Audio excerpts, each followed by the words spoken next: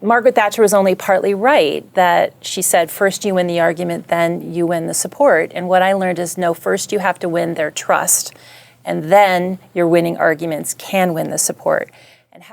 So it's getting harder and harder to speak your mind. Have you found that at work you've got to be quiet when many years ago you could just talk freely with your coworkers? It's the cancel culture, and there might be a way to survive it. Melanie Sturm from Engage to Win, the founder, thanks for joining us. Thank you for having me. All right, first, I want to talk a little bit about the cancel culture, because it is rampant.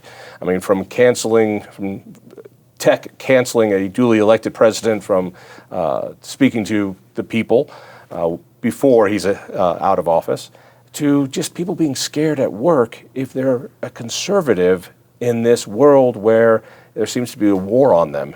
I know people who have said it was easier for me to come out as gay in my office than it was to come out as a conservative. Sound familiar? It does. I think it's actually a problem across the spectrum. But before I go into that, I just want to say thank you, not only for having me on your show, Devil's Advocate, but for being a devil's advocate. It occurred to me that the title of this show actually goes to the core of what we do at Engage to Win, which is making the world safe for devil's advocacy. Safe for disagreeing. Safe for challenging. Safe for challenging the approved narrative.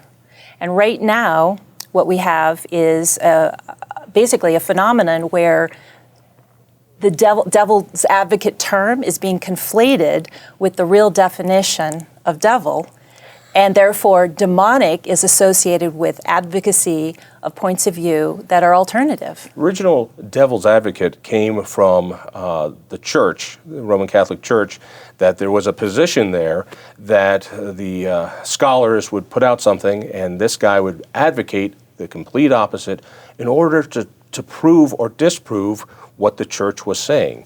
So it was a scholarly role to be a devil's advocate. And now you cannot challenge what goes on because you're told to shut up. Even leftist editors at newspapers can't say what they want now. It is a fever pitch. It's 1984. And there's a newspeak, and if you don't speak the newspeak, you're out. So in Engage to Win, you specialize in trying to bridge that gap a little bit. How do you do it?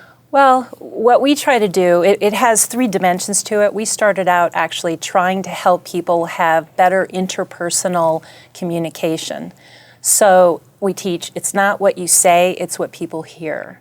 So you may require speaking differently. I know you say that you don't like to want to do that, but if you really want to be heard, you might have to. And so what we teach in our 6 powers of persuasion is how to earn the trust and the likability necessary to have people. Nobody's ever going to trust me. No one likes me. They're watching this show, aren't they? I've come. Yeah, they watched Howard Cosell too. This is it's a different. I'm okay with that. My son likes me. That's all I need. But no, I get your point, which is particularly I think with conservatives or free marketeers, libertarians, we like to be right, and we put out why we're right. And we expect people who think differently, sometimes much more emotionally, to go, oh, you're right. Educational choice is a good thing. And it doesn't work that way. Do you know why that is? Tell me. Do you know the social science behind that? It's called belief and confirmation bias. So we form our beliefs, all of us. Even Tom Sowell, I was thinking, he actually was someone who could look at the facts and then form a belief based on the facts. But most of us form our beliefs first as to whether or not they make us look or feel good. And then we find the confirming evidence to support those beliefs. So when we come out of the box and try to tell someone opposing facts, what it causes is the backfire effect. People become further entrenched in their belief and they'll find disconfirming facts to undermine what you've said. So the only way to separate someone from beliefs that they think are good or that make them look good is to try to help them see how those beliefs actually hurt people. You can't tell them the facts first, but you can use other devices, and that's actually... Give me an example of this. It sounds, it's all very nice. Give me an example. So, for example, there are a lot of people out there let's take COVID, who believe that we need to take all measures to save lives from COVID. Safety first, even at the expense of destroying the economy, safety first. If it saves one life, it is worth taking away people's education, closing schools for a year, closing the building. To paraphrase Governor Cuomo. Yes. Right. It's all right for the government to control everything because safety first. And if Right. you're on the health board, that's the goggles you use. And you don't see that your actions are destroying lives, destroying families, leading to suicide and bankruptcies. So, what can you say to someone who is firmly entrenched in that belief? You don't come out of the box and give them the facts about the suicides and the kids denied of their academic and social development because they're not going to school. You ask a question. The question is, why are you a little dictator? No, the question is, and so this is one of the ways we help people get to the common ground, which is our power of persuasion number 2. You acknowledge there's something right in what they say. Of course we want to save lives that are vulnerable to COVID, but shouldn't we also endeavor to save lives vulnerable to COVID lockdowns? And just leave it and let them ponder that. Because if they are good and they care about saving lives, and they haven't yet thought about the lives that are being made vulnerable to lockdowns, then you don't tell them that. You let them own the answer. All right. You ask the question. You try to make sure that you recognize, I can see your point of view. There's a validity in that point of view. Then what? So if you want to make your argument, you want to earn the trust of the people that you want to lead to the common ground they instinctively share. And this is part of the premise of what we teach. And it's something that I learned. I've written a column, started out writing it in Aspen, Colorado, so for not exactly a diverse audience. And when I was first asked to write the column, I joke that the editor asked me if I would help him diversify the opinion page. And I joke it's not because he needed a woman or a Jew. So what I learned in trying to make myself readable was to adopt some of the strategies that the masters of communication teach, whether it's Stephen Covey or Dale Carnegie or Simon Sinek. And I adopted some of my own because I didn't want to go through the hassle of writing a column and then not have it be read. And what I discovered... I already do that. I got that base covered.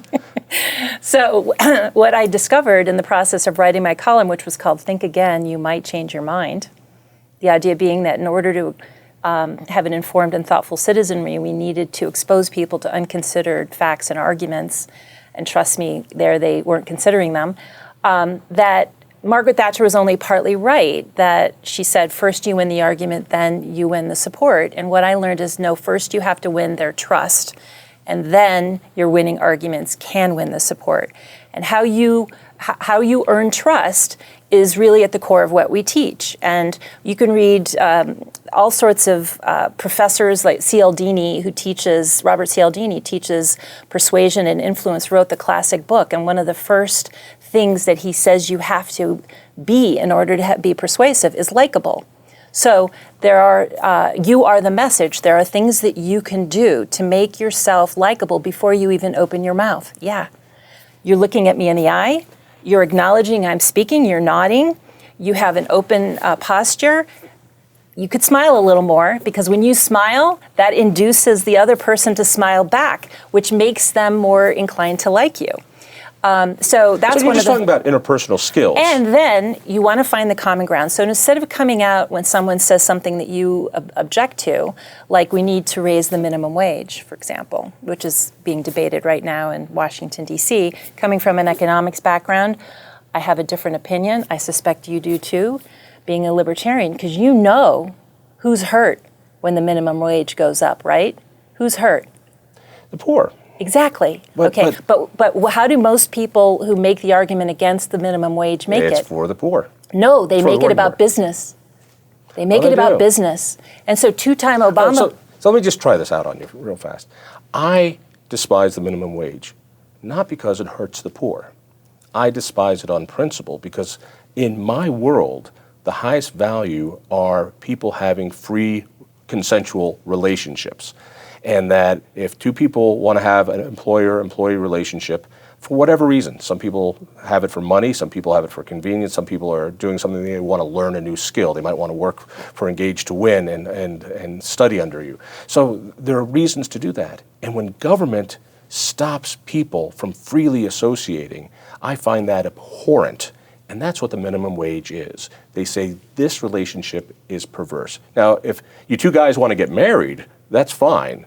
But if you want to have a financial relationship, you can't. If you want to have a gay marriage, great. So I believe the left only cares about consensual relationships when people are naked. Okay, well, we're so off the minimum wage. Can I go back to that? Yes, because but that's the reason. The winning side always fights for people, not things. I know you believe in what you believe because of principle, but you have to translate why your principles help people. So if I were to answer the question, I'm going to put this all together for you, all the powers of persuasion in answering this question. Of course, I support a living wage.